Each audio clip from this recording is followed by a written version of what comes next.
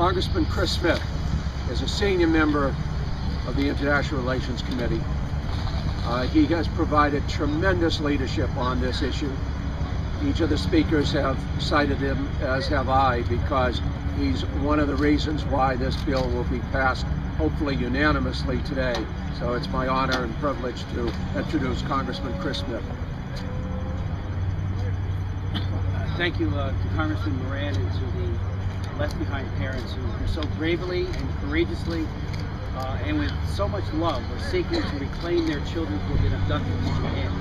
I want to thank Congressman Moran for his leadership. This has been a bipartisan effort, and it's so important, I think, that the Japanese government realize that members on both sides of the aisle, conservatives, moderates, and liberals alike, are gravely disappointed in the performance of Japan's government in not being part of the solution. Instead, they are part of the problem. As Commander Tolan just said a moment ago, not a single child has returned from Japan who was abducted there.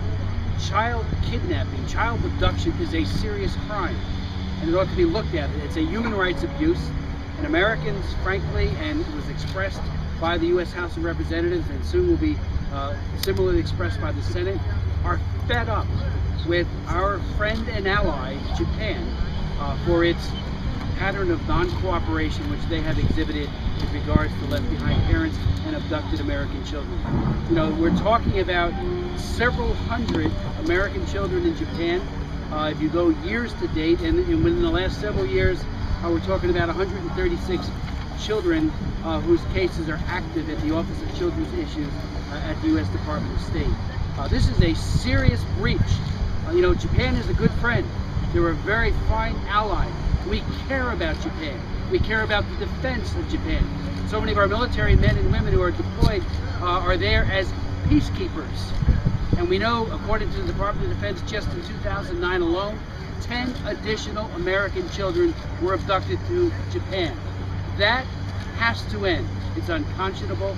And to the families, you know, Patrick Braden, after he saw some of the clippings and the coverage that occurred with regards to David Goldman, who successfully was reunited with his son from Brazil, he literally walked into my office, and when he did, and I sat and I heard his story, I realized, as my other colleagues are realizing, and there's only going to be more recognition and understanding of this issue will only become more visible in the eyes of members of Congress, the State Department, and hopefully the President.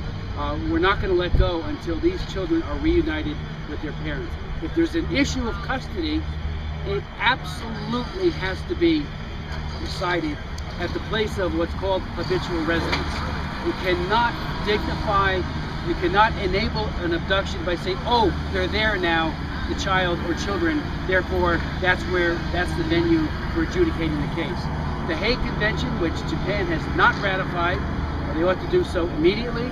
But again, if they do so, these Left Behind parents who are here, there needs to be a mechanism established immediately by the Chinese government to ensure that their cases are dealt with immediately.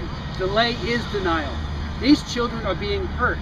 The body of evidence that the Hague Convention assembled as it was being crafted by the international community shows beyond any reasonable doubt that children are harmed psychologically, sometimes for the rest of their lives, from the consequences of the abduction and being estranged from the Left Behind parent. So again, to the government of Japan, we appeal to you. We're not going to let, this will not end. We are only beginning. Congress is taking this issue up as never before. We've introduced legislation that would create a whole new mechanism within our government to hold countries that have a pattern of non-cooperation to account. We're not kidding.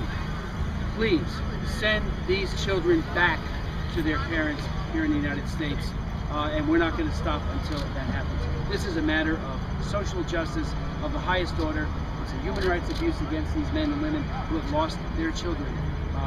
Japan, please listen. Send the children back.